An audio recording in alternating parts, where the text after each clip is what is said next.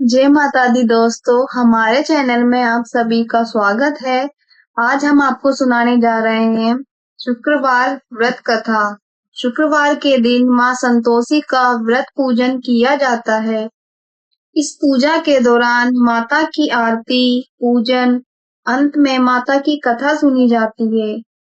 तो आइए दोस्तों, शुक्रवार के दिन की जाने वाली माता संतोषी की ये व्रत कथा सुनते हैं।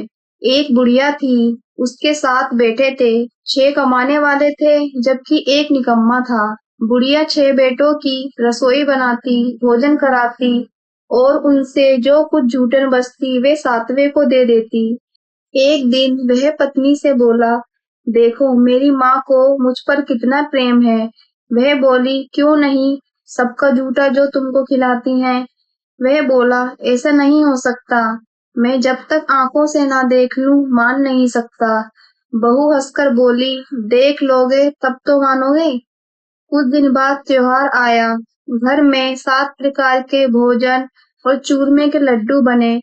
वह जांचने को सिर दुखने के बहाने पतला वस्त्र सिर पर ओढ़े रसोई घर में सो गया। वह कपड़े में सब देखता रहा। 6 भाई भोजन करने आए। उसने देखा माँ ने उनके लिए सुंदर आसन बिछा, नाना प्रकार की रसोई परोसी और आग्रह करके उन्हें जमाया। वह देखता रहा। 6 भोजन करके उठे तब माँ ने उनकी झूठी थालियों में से लड्डुओं के टुकड़े उठाकर एक लड्डू बनाया। जूठन साफ कर बुढ़िया माँ ने उसे पुकारा, बेटा 6 भाई भोजन कर चुके हैं, अब तू आजा, तू बाकी है। तू कब उठ के खाएगा? वह कहने लगा, माँ मुझे भोजन नहीं करना, मैं अब परदेश जा रहा हूँ। माँ ने कहा, कल जाता हो तो आज चला जा। वह बोला, हाँ आज ही जा रहा हूँ। यह कहकर वह घर से निकल गया। 7वें बेटे का परदेश जाना। चलते समय पत्नी की याद आ गई। वह गौशाला में उपले थाप रही थी। वहां जाकर बोला, हम जावें परदेस, आवेंगे कुछ काल, तुम रहियो संतोष से, धर्म आपनो पाल। वह बोली, जाओ पिया आनंद से, हमारो सोच हटाए, राम भरोसे हम रहें, ईश्वर तुम्हें सहाय। दो निशानी आप देख, धरू में धीर, सुधी मति हमारी बिसराई, यो रखियो मन गंभीर। वह बोला, मेरे पास तो कुछ नहीं, ये अंगूठी है, सो लो, अपनी कुछ निशानी मुझे दो। वह बोली, मेरे पास क्या है, ये गोबर भरा हाथ है। यह कहकर उसकी पीठ पर गोबर के हाथ की थाप मार दी। वह चल दिया। चलते चलते दूर देश पहुंचा।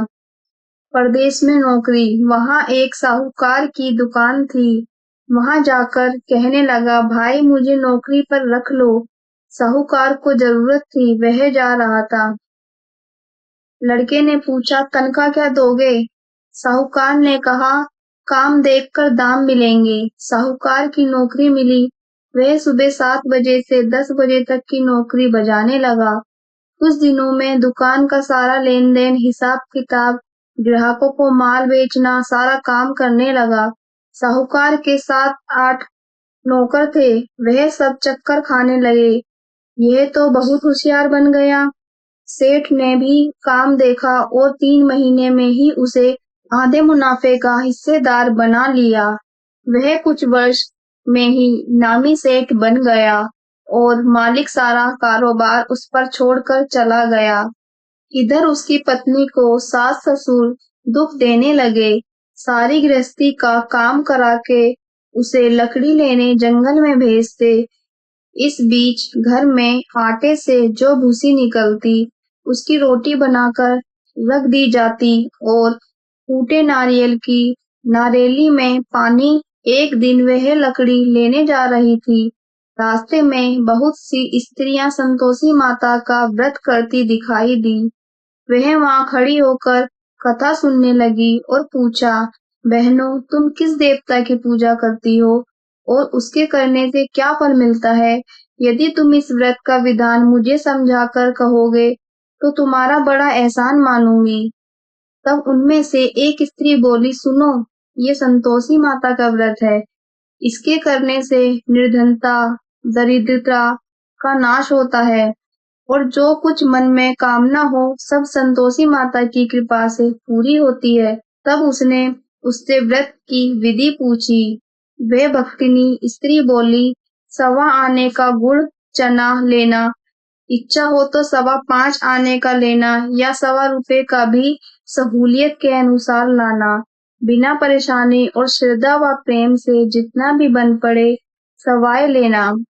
प्रत्येक शुक्रवार को व्रत रहकर कथा सुनना, इसके बीच क्रम टूटे नहीं। लगातार नियम का पालन करना। सुनने वाला कोई ना मिले तो घी का दीपक जला उसके आगे या जल के पात्र को सामने रखकर कथा कहना। जब कार्य सिद्ध न हो नियम का पालन करना और कार्य सिद्ध हो जाने पर व्रत का उद्यापन करना। 3 मास में माता फल पूरा करती हैं। यदि किसी के गृह खोटे भी हों तो भी माता वर्ष भर में कार्य सिद्ध करती हैं। फल सिद्ध होने पर उद्यापन करना चाहिए, बीच में नहीं। उद्यापन में अढ़ाई सेर आटे का खाजा तथा इसी परिणाम से खीर तथा चने का साग करना। 8 लड़कों को भोजन कराना, जहाँ तक मिले देवर, जेठ, भाई, बंधु के हों। ना मिले तो रिश्तेदार और आस पड़ोसियों को बुलाना। उन्हें भोजन करा यथाशक्ति दक्षिणा दें। माता का नियम पूरा करना। उस दिन घर में खटाई ना खाना। यह सुन गुड़िया के लड़के की बहू चल दी। रास्ते में लकड़ी के बोझ को बेच दिया और उन पैसों से गुड़ चना ले माता के व्रत की तैयारी कर आगे चली और सामने मंदिर देखकर पूछने लगी, यह मंदिर किसका है? सब कहने लगे संतोषी माता का मंदिर है। यह सुनकर माता के मंदिर में जाकर चरणों में लौटने लगी।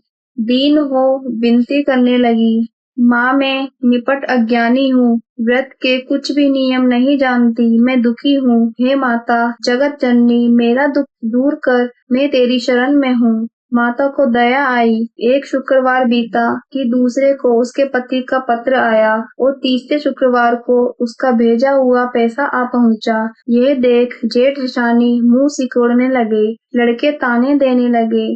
काकी के पास पत्र आने लगे, रुपया आने लगा तो काकी की खातिर बढ़ेगी। बेचारी सरलता से कहती, भैया कागज आवे रुपया आवे, हम सबके लिए अच्छा है। ऐसा कहकर आंखों में आंसू भरकर संतोषी माता के मंदिर में आ गई। मातेश्वरी के चरणों में गिरकर रोने लगी। माँ मैंने तुमसे पैसा कब मांगा है? मुझे पैसे से क्या काम है? मुझे तो अपने सुहाग से काम है। मैं तो अपने स्वामी के दर्शन मांगती हूँ। तब माता ने प्रसन्न होकर कहा, जा बेटी तेरा स्वामी आएगा। यह सुनकर खुशी से बावली होकर घर में जा काम करने लगी। अब संतोषी माँ विचार करने लगी, इस भोली पुत्री को मैंने कह तो दिया कि तेरा पति आएगा, लेकिन कैसे? वह तो इसे स्वप्न में भी आज याद नहीं करता। उसे याद दिलाने को मुझे ही जाना पड़ेगा। इस तरह माता जी उस बुढ़िया के बेटे के पास जा स्वप्न में प्रकट हो कहने लगी, साहूकार के बेटे सो रहा है या जागता है? वे कहने लगा, माता सोता भी नहीं जागता भी नहीं, कहो क्या आज्ञा है? माँ कहने लगी, तेरे घर बार कुछ है कि नहीं? वह बोला, मेरे पास सब कुछ है, माँ बाप है, बहू है, क्या कमी है? माँ बोली, भोले पुत्र तेरी बहू घोर कष्ट उठा रही है, तेरे माँ बाप उसे परेशानी दे रहे हैं, वह तेरे लिए तरस रही है, तू उसकी सुध ले। वह बोला, हाँ माता जी यह तो मालूम है, परंतु जाऊं तो कैसे? परदेश की बात है, लेन देन का कोई हिसाब नहीं, कोई जाने का रास्ता नहीं आता, कैसे चला जाऊं? माँ कहने लगी, मेरी बात मान, सवेरे नहा धोकर संतोषी माता का नाम ले, घी का दीपक जला, दंडवत कर दुकान पर बैठ जा, देखते देखते सारा लेन देन चुक जाएगा, जमा का माल बिक जाएगा, सांझ होते होते धन का भारी ढेर लग जाएगा। अब बूढ़े की बात मानकर वह नहा धोकर संतोषी माता को दंडवत घी का दीपक जला दुकान पर जा बैठा। थोड़ी देर में देने वाले रुपया लाने लगे, लेने वाले हिसाब लेने लगे। कोठे में भरे सामान की खरीदार नामक दाम से सौदा करने लगे। शाम शाम तक धन का भारी ढेर लग गया। मन में माता का नाम ले चमत्कार देख प्रसन्न हो घर ले जाने के वास्ते गहना कपड़ा सामान खरीदने लगा। यहाँ काम से निपट तुरंत घर को रवाना हुआ। उधर उसकी पत्नी जंगल में लकड़ी लेने जाती है। लौटते वक्त माताजी के मंदिर में विश्राम करती है। वह तो उसके प्रतिदिन रुकने का जो स्थान ठहरा। धूल उड़ती देख वह माता से पूछती है, हे माता, ये धूल कैसे उड़ रही है? माता कहती है, हे पुत्री, तेरा पति आ रहा है। अब तू ऐसा कर, लकड़ियों के 3 बोझ बना ले। एक नदी के किनारे रख और दूसरा मेरे मंदिर पर व तीसरा अपने सर पर। तेरे पति को लकड़ियां का गट्ठर देख मोह पैदा होगा। वे यहाँ रुकेगा, नाश्ता पानी खाकर माँ से मिलने जाएगा। तब तू लकड़ियों का बोझ उठाकर जाना और चौक में गट्ठर डालकर जोर से आवाज लगाना, लो सासू जी, लकड़ियों का गट्ठर लो, भूसी की रोटी दो, नारियल के खेपड़े में पानी दो। आज मेहमान कौन आया है? माताजी से बहुत अच्छा कहकर वह प्रसन्न मन से लकड़ियों के 3 गट्ठर बनाई। एक नदी के किनारे पर और एक माताजी के मंदिर पर रखा। इतने में मुसाफिर आ पहुंचा। सूखी लकड़ी देखकर उसकी इच्छा उत्पन्न हुई कि हम यहीं पर विश्राम करें और भोजन बनाकर खा पीकर गांव जाएं। इस तरह रुक कर भोजन बना विश्राम करके गांव को गया, सबसे प्रेम से मिला। उसी समय सिर पर लकड़ी का गट्ठर लिए वह उतावली सी आती है। लकड़ियों का भारी बोझ आंगन में डालकर जोर से 3 आवाज देती है, लो सासू जी, लकड़ियों का गट्ठर लो, भूसी की रोटी दो, आज मेहमान कौन आया है? ये सुनकर उसकी सास बाहर आकर बोली, अपने दिए हुए कष्ट को भुलाने हेतु कहती है। बहू ऐसा क्यों कहती है? तेरा मालिक ही तो आया है, आ बैठ, मीठा भात खा, भोजन कर, कपड़े गहने पहन। उसकी आवाज सुन उसका पति बाहर आता है। अंगूठी देख व्याकुल हो जाता है। माँ से पूछता है, माँ ये कौन है? माँ बोली, बेटा ये तेरी बहू है। जब से तू गया है तब से सारे गांव में भटकती फिरती है। घर का काम काज कुछ नहीं करती, 4 पहर आकर खा जाती है। वह बोला, ठीक है माँ, मैंने इसे भी देखा है और तुम्हें भी। अब दूसरे घर की ताली दो, उसमें रहूंगा। माँ बोली, ठीक है, जैसी तेरी मर्जी। तब वह दूसरे मकान की तीसरी मंजिल का कमरा खोल सारा सामान जमाया। एक दिन में राजा के महल जैसा ठाट बना दिया। अब क्या था, बहू सुख भोगने लगी। इतने में शुक्रवार आया। शुक्रवार व्रत का उद्यापन में उसने पति से कहा, मुझे संतोषी माता के व्रत का उद्यापन करना है। पति बोला, खुशी से कर लो। वह उद्यापन की तैयारी करने लगी। जेठानी के लड़कों को भोजन के लिए कहने गई। उन्होंने मंजूर किया, परंतु पीछे से जेठानी ने अपने बच्चों को सिखाया, देखो भोजन के समय खटाई मांगना, जिससे उसका उद्यापन पूरा ना हो। लड़के जीमने आए, खीर खाना पेट भरकर खाया, परंतु बाद में खाते ही कहने लगे, हमें खटाई दो, खीर खाना हमको नहीं भाता, देखकर अरुचि होती है। वह कहने लगी, भाई खटाई किसी को नहीं दी जाएगी, ये संतोषी माता का प्रसाद है। लड़के उठ खड़े हुए, बोले, पैसा लाओ। भोली बहू कुछ जानती नहीं थी, उन्हें पैसे दे दिए। लड़के उसी समय हट करके इमली खटाई ले खाने लग गए। ये देखकर बहू पर माताजी ने कोप किया। राजा के दूत उसके पति को पकड़ कर ले गए। जेठ जेठानी मन माने वचन कहने लगे, लूट लूट कर धन इकट्ठा कर लाया है, अब सब मालूम पड़ जाएगा, अब जेल की मार खाएगा। बहू से यह सहन नहीं हुए, रोती हुई माताजी के मंदिर गई, कहने लगी, हे माता, तुमने क्या किया? हंसा कर अब भक्तों को रुलाने लगी। माता बोली, बेटी, तूने उद्यापन करके मेरा व्रत भंग किया है। वह कहने लगी, माता, मैंने कुछ अपराध किया है? मैंने तो भूल से लड़कों को पैसे दे दिए थे। मुझे क्षमा करो, मैं फिर तुम्हारा उद्यापन करूंगी। माँ बोली, अब भूल मत करना। वह कहती है, अब भूल नहीं होगी। अब बतलाओ वे कैसे आएंगे? माँ बोली, जा पुत्री, तेरा पति तुझे रास्ते में आता मिलेगा। वह निकली, राह में पति आता मिला। वह पूछी, कहाँ गए थे? वह कहने लगा, इतना धन जो कमाया है उसका टैक्स राजा ने मांगा था, वह भरने गया था।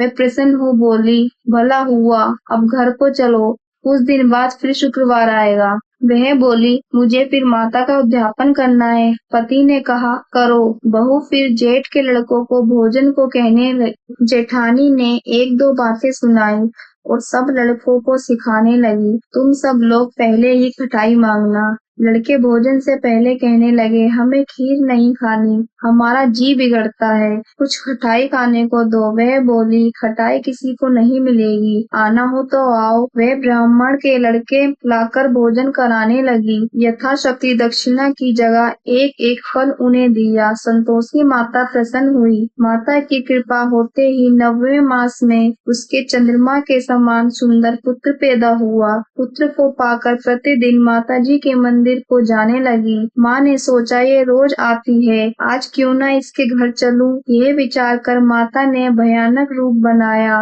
गुड़ चने से सना मुख, ऊपर सूंड के सामान होठ, उस पर मक्खियां भिन भिन कर रही थी। दहली पर पैर रखते ही उसकी सास चिल्लाई, देखो रे, कोई चुड़ैल डाकिनी चली आ रही है। लड़कों, इसे भगाओ, नहीं तो किसी को खा जाएगी। लड़के भगाने लगे, चिल्लाकर खिड़की बंद करने लगे। बहू रोशनदान में देख रही थी, प्रसन्नता से पागल बन चिल्लाने लगी, आज मेरी माताजी मेरे घर आई है। वह बच्चे को दूध पीने से हटाती है। इतने में सास का क्रोध पट पड़ा। वह बोली, क्या उतावली हुई है? बच्चे को पटक दिया। इतने में माँ के प्रताप से लड़के ही लड़के नजर आने लगे। वह बोली, माँ, मैं जिसका व्रत करती हूँ ये संतोषी माता है। सबने माताजी के चरण पकड़ लिए और विनती कर कहने लगे, हे माता, हम मूर्ख हैं, अज्ञानी हैं, तुम्हारे व्रत की विधि हम नहीं जानते। व्रत भंग कर हमने बड़ा अपराध किया है। जग माता, आप हमारा अपराध क्षमा करो। इस प्रकार माता प्रसन्न हुई। बहू को प्रसन्न हो जैसा फल दिया वैसा माता सबको दे। जो पढ़े उसका मनोरथ पूर्ण हो। बोलो संतोषी माता की जय।